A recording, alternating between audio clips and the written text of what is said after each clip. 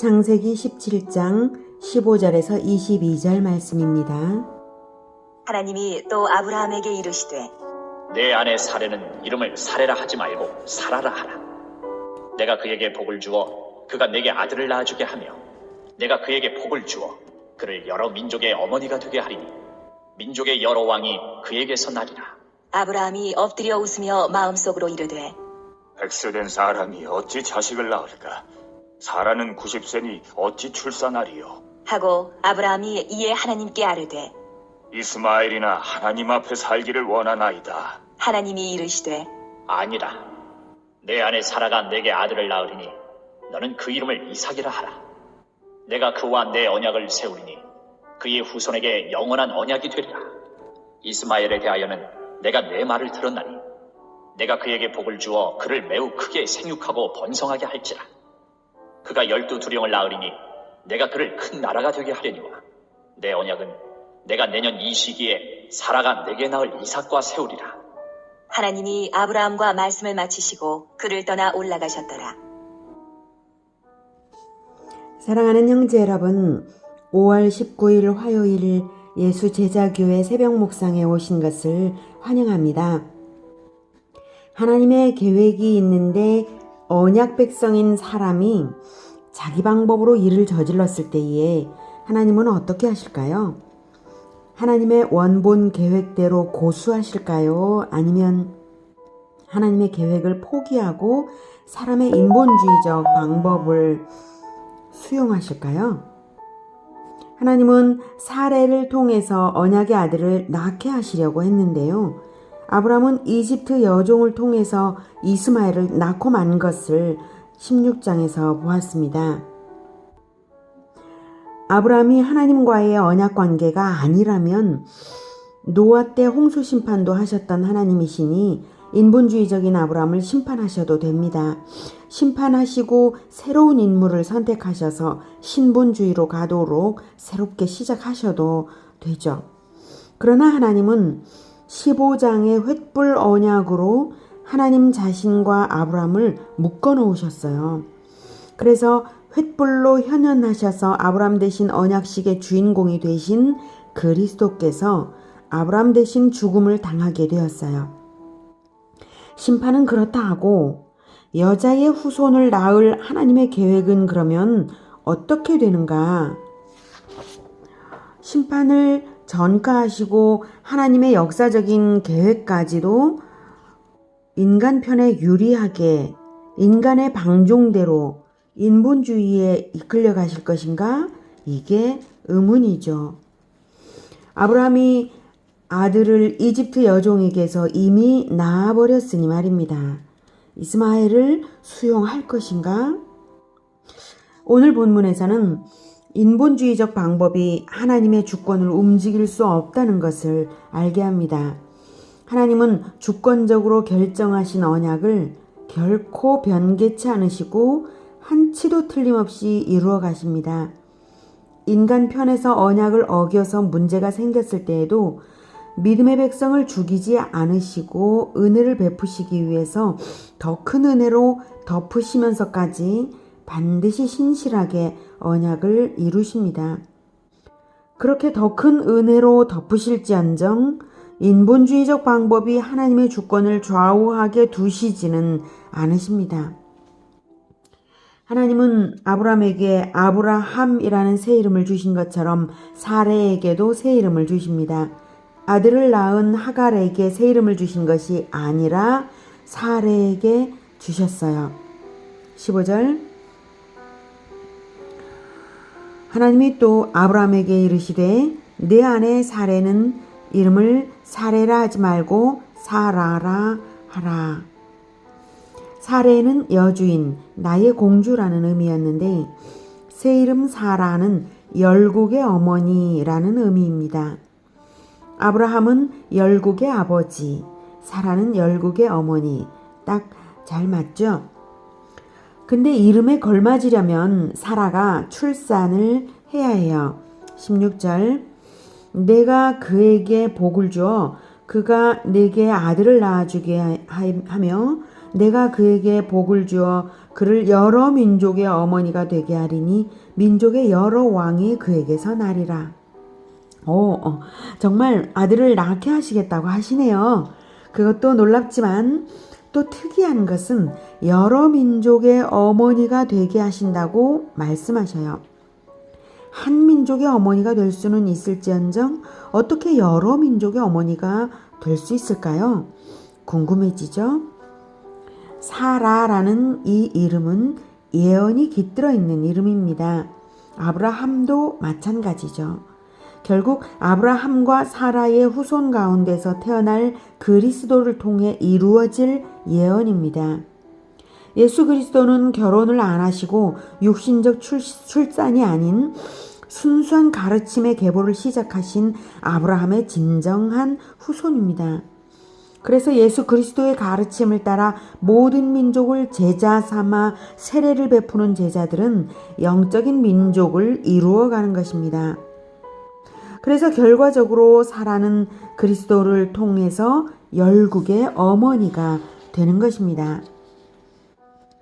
사라가 열국의 어머니가 되려면 아들을 꼭 낳아야 해요.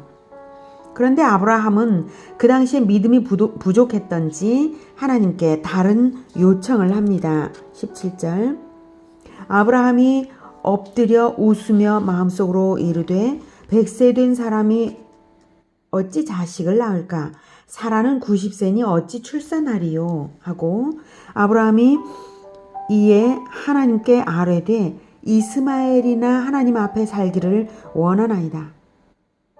아브라함은 인본주의적 관점에서 양보적인 대안을 내놓지만 하나님은 당신의 계획을 결코 양보하지 않으시는 주권자이시고 전능자이십니다. 19절 하나님이 이르시되 아니라 내 아내 사라가 네게 아들을 낳으리니 너는 그 이름을 이삭이라 하라.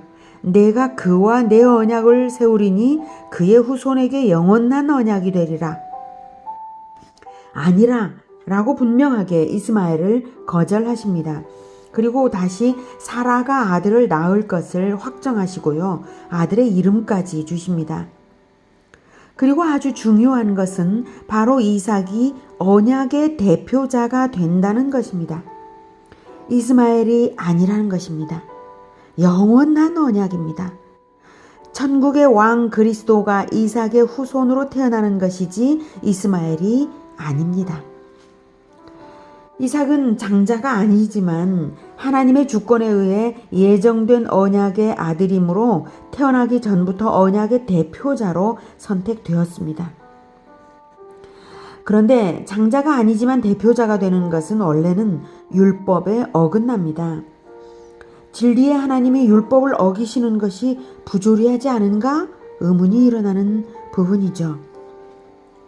그러나 이 경우 율법보다 주권이 우선한다는 것이 원리입니다. 하나님의 주권은 모든 것에 우선합니다. 율법조차도 주권을 좌우할 수 없습니다. 이해를 더하기 위해 건국의 과정을 생각해 보죠.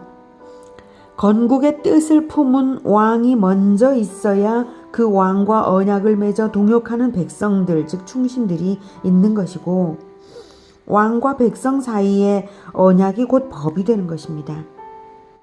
왕이 법을 세우는 것이지 법이 왕을 세우는 것이 아닙니다. 주권에서 법이 나오는 것입니다. 하나님의 주권이 최우선권입니다. 주권에서 법이 나오므로 법을 제대로 지키는 것은 곧 주권자의 마음과 뜻을 알아서 섬겨드리는 것입니다. 주권자를 모르고 율법을 온전하게 지킨다는 것은 있을 수 없습니다. 하나님의 주권이 최우선권이어서 얼마나 다행인가요? 하나님의 주권으로 은혜 언약이 맺어지고 하나님의 주권으로 은혜가 베풀어집니다. 심판당해 마땅한 죄인을 용서하시고 축복까지 주시는 것이 하나님의 은혜입니다. 하나님의 은혜는 율법을 넘어 죄인을 살립니다. 더욱이 우리의 주권자가 전능자이시니 더 바랄 것이 없지 않습니까?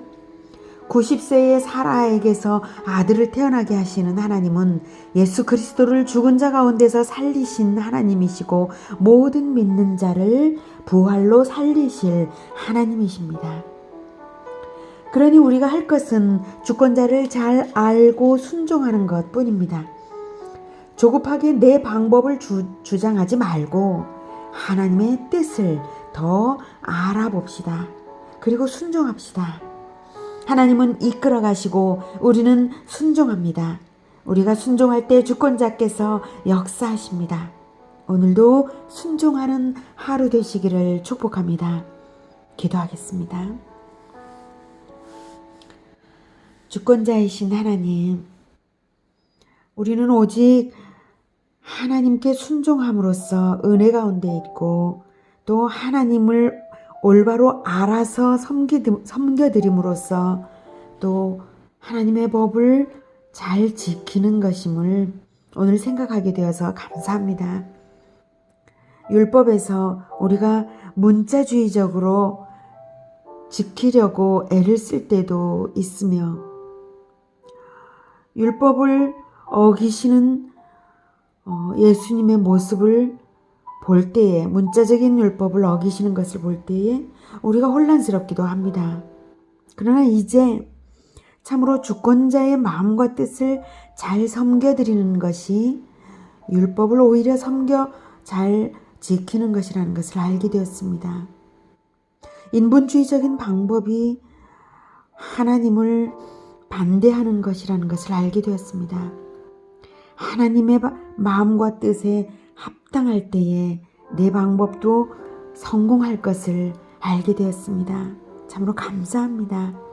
하나님, 이제부터 내 방법은 버리고 하나님의 방법에 합치되어서 순종하는 삶을 살겠사오니 하나님, 언제나 주권자이신 하나님을 우리에게 나타내 보여주시옵소서. 하나님의 마음과 뜻이 어떤 것인지를 날마다 더 깨닫고 잘 순종하며 갈 수 있게 인도하여 주시옵소서. 예수 그리스도 이름으로 기도드립니다. 아멘. 이어지는 시간은 개인 기도 시간입니다.